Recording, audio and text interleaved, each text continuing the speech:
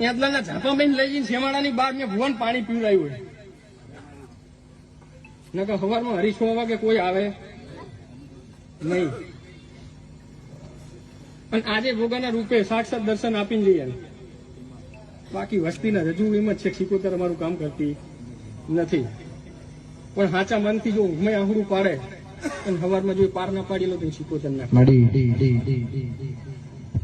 કે તારી કુવાસી વર્તો કરીને બેઠી છે, તારી કુવાસી તારી વાટ્યો જોવાસ,